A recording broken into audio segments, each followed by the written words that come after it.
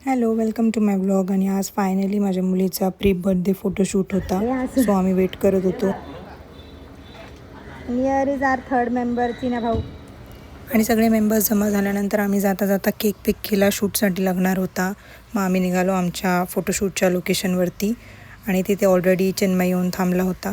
And this is the man behind capturing all the beautiful moments, Chinmay तारे. आणि हे आहे आमच्या वाकड गावचं ग्रामदेवस्थान श्री म्हातोबा. गेल्या गेल्या चिन्मयने शूट चालू केला होता.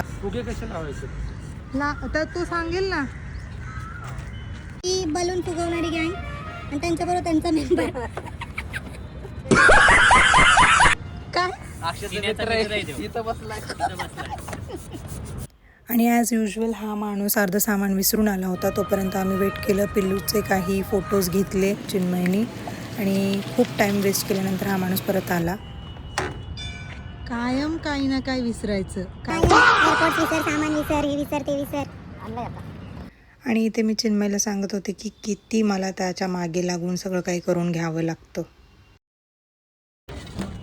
त्याचं लग्न झाल्यावर कळेल त्याला.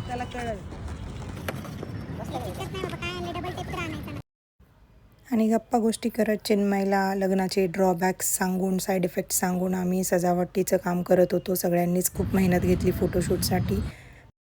After number of retakes we got the final shot. तू कशाला आलाय? कशाला आला तू? इकडे तिकडे खेळून माझ्या मुलीने अवतार बिघडवला होता. सो मी तिचे केस नीट करत होते, तिला इन्स्ट्रक्शन्स देत होते.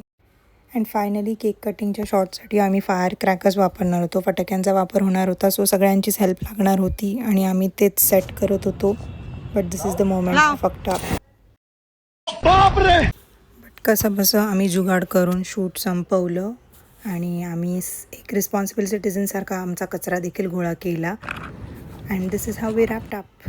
आणि इथे मी चिन्मयला एक्सप्लेन करत होते मला कसं सिक्वेन्स पाहिजे, शूट कसा पाहिजे. तसं त्याला काही सांगायची गरज नाही, कारण आत्तापर्यंत आमच्या घरातले जेवढे पण फंक्शन्स आहेत तेवढे त्यांनीच कव्हरअप केले. He is an amazing photographer, amazing videographer. आणि त्याला थँक्स म्हणून आम्ही आमच्या घरी परत निघालो.